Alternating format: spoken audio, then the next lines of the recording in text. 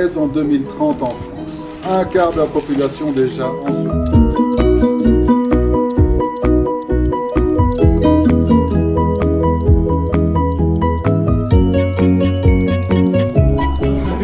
Pas de faire une médiane conférence rasoir sur le bien manger ou comment maigrir, d'autant plus qu'ici tout le monde va bien, on n'a que des vedettes, des stars et des jeunes filles, donc c'est magnifique.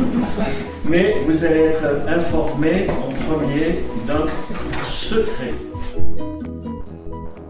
C'est de comprendre, on regarde.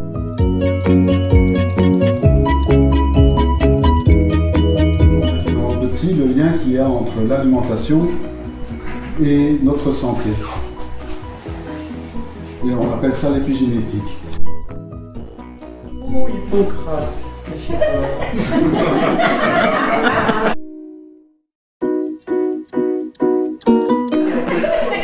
Stéphane Spielberg, je vous ai reconnu aussi. Hippocrate, je suis content de te voir. Tu es mon père spirituel, figure-toi. Tu sais ce que je fais? Ben, voilà. Je regarde un petit peu, je suis en train de penser à l'évolution de la médecine. Et moi, une fois, il y a quelqu'un qui vient dans mon herboristerie, et je lui dis, avez-vous les 7 piliers de la santé? Est-ce que vous mangez correctement? Pas du tout, il dit, moi je mange n'importe quoi. Avez-vous un bon sommeil? Mais il me dit, non, moi je fais rien. Je lui dis, mais au moins êtes-vous positif? Il dit, non, moi je crois que le monde va aller à sa fin. Et je dis, écoutez, il reste peut-être l'oxygène un peu profond, il dit, je fume. Mais je dis, peut-être vous relaxez-vous, faites-vous des massages. Mais il dit, non, moi je vais vous donner un. Mais alors je dis, enfin, il reste un pilier, espérons-le, une élimination régulière. Mais il me dit, non, moi je suis constipé chronique. Alors nous, ce qu'on va faire en naturopathie, on va essayer d'améliorer les paramètres. On va lui dire, prenez peut-être un bon pain au levain, essayez d'utiliser une bonne huile, utilisez une huile d'olive sur la table, vierge extra.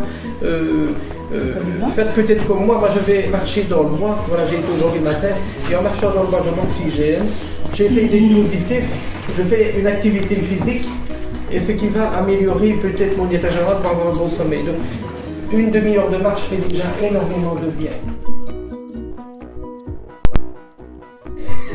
Mais donc Hippocrate disait effectivement que ton alimentation c'est la première de ta médecine, et on le dit toujours aujourd'hui. Et malheureusement, l'alimentation qui était source de médecine à l'époque est aujourd'hui source de pathologie. Mais de notre côté, j'en reviens un petit peu à mon obsession primitive et primaire. Qu'est-ce que l'on peut faire contre cette maladie moderne qui est le diabète, l'obésité? Parce que, regarde le journal, regarde ça, regarde. Et voilà, donc finalement, demain tout obèse. Ça c'est un journal français du 14 juillet, en même temps que le Tour de France, c'est où le mec se cassait la figure, vous savez, le maillot jaune. Donc c'est pas une blague, mais si on posait la question aux chercheurs, Comment? si on demandait la... Mais on va demander aux chercheurs, parce que de toute façon, l'obésité, on croit qu'il suffit de rien manger et de courir. Est-ce que c'est la vérité, mon petit Thomas de la tour du cardinal?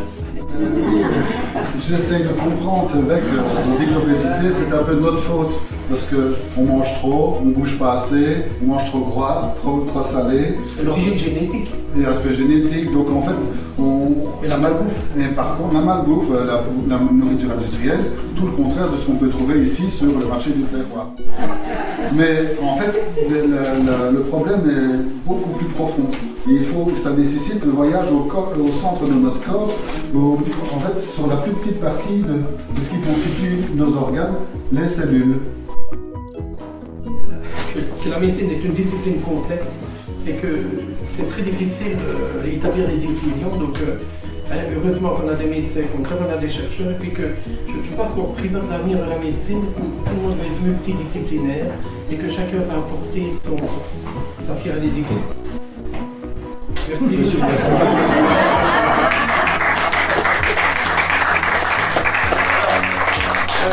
Le témoignage de cœur.